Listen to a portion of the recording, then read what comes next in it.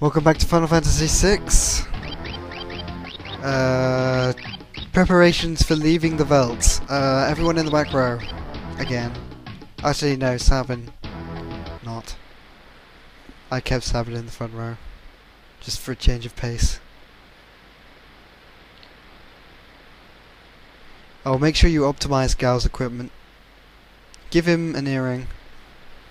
You can't actually equip any weapons except for the, I think it's the Imp Halberd, the Imp Parston in this version. Really? I couldn't equip him with any weapon. I will I think you Imp need. Don't you need the merit award? now. See, Yes, I I don't. optimize his equipment, but he doesn't have anything. And I give him an earring because a lot of his rages are magical. He has average overall. He has high stats. Yep, he's a really good character. You just have to know how to use him.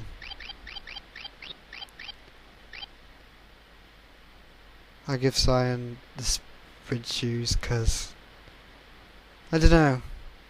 That was probably a bad idea since the next dungeon there's no walking. Yeah, you don't want to walk up here. You lose 500 gil. That jerk! I didn't know you actually lost that money. I think in the SNES version you don't, but I'm not sure. Ah, those jerks! But I in the just GBA version you do.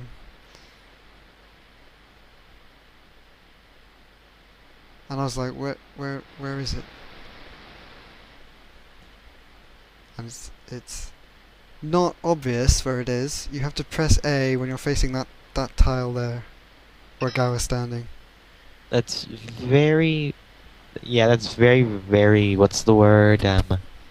Specific? Pedantic, more like Pedantic. non-intuitive. So here we have one diving helmet. One helmet, 3 men. The only way, I can only see one reasonable way to resolve the situation. Gladiatorial combat. We all know that actually Gao would probably win. He would almost certainly win.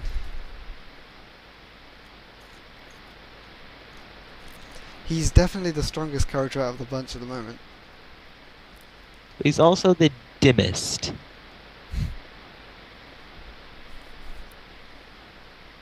He has very bad posture. He's often seen hunching over like that. And of course, Sabin. let's jump off cliffs into rivers again. That's so much fun. It's worked so well for us in the past. This bit is actually a little bit tricky. I actually lose my first. When my first character dies. In here, is this the Nikia Trench? The Serpent Trench. Serpent Trench. And it's See, these guys are a pushover. There's this odd jellyfish creature that likes to cast Mega Volt on you. Gigavolt, I think. And yes, it kills me. I thought so.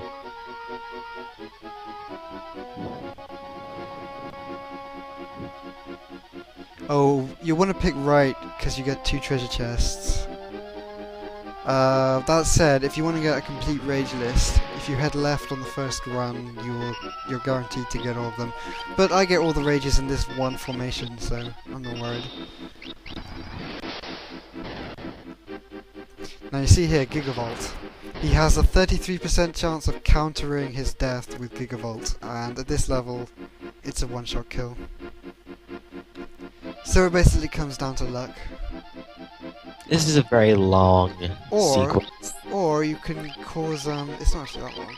You can, there are certain rages with Gao that absorb electricity.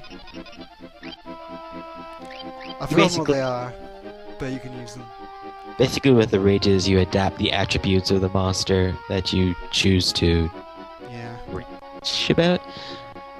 which it gets particularly useful when you get into some attacks that only some monsters can use, like, I don't know, Flare Star. Oh yeah. You'll always want to go right at this junction. Because This is so trippy. it is a bit trippy.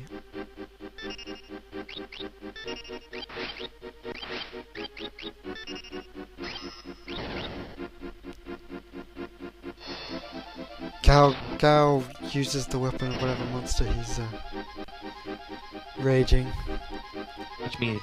Which is why you can't equip him with anything.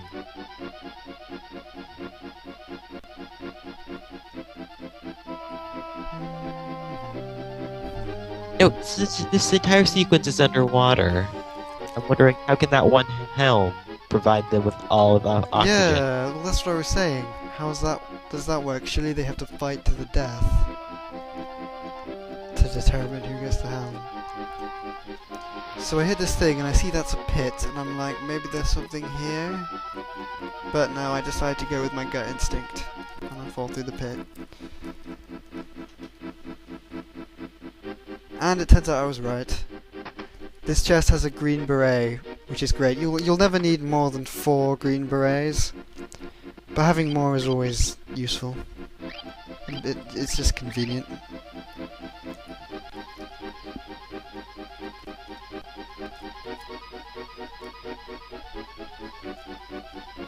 Slow.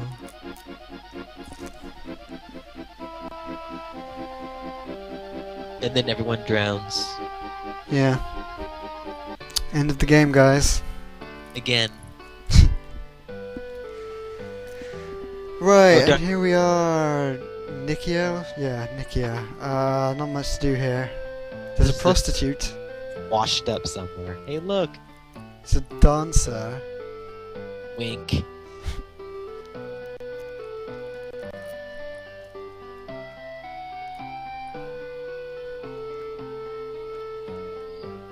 I wonder what she's talking about.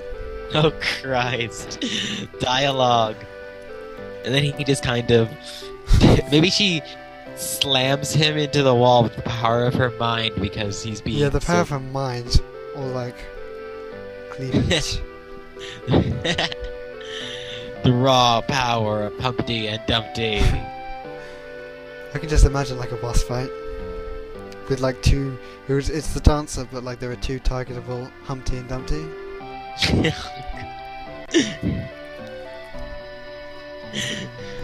Oh no. That scene was far too easy, wasn't it? Yeah. Buy a white cape if you have much more gil than you need, like I do at this point, but I don't bother. Armor, silk robes are pretty good. You might want to get them, I guess. Everyone likes heavy shields. I do it the not smart, but the dumb, lazy way by having each character with their own set of equipment instead of just equipping everyone, optimizing Now constantly. you'll notice here, the Mithril Spear appears for the first time. That's the one we stole from Mog, right at the beginning of the game. Anyway, Man, this is pretty much it for Sabin Scenario. We're finally through. it's not that long, but it is a lot longer than the others. Well, you didn't have to do the grinding on the belt. True. But the grinding on the belt is optional. Yeah, it is. Oh, unequip everyone. Because, you want them traveling overseas, completely naked, on a boat with a bunch of sailors. Well, coming up, you're going to have to micromanage every character you've encountered so far, except for Mog. And Shadow, I think. So it's easier if you have all your equipment in one place. Then again, we are going to run into a drastic jump in equipment quality. Well, no. We've only got one more scenario to go. And then we Yeah, have to... after that one. Oh! The ribbon is coming up. Yes.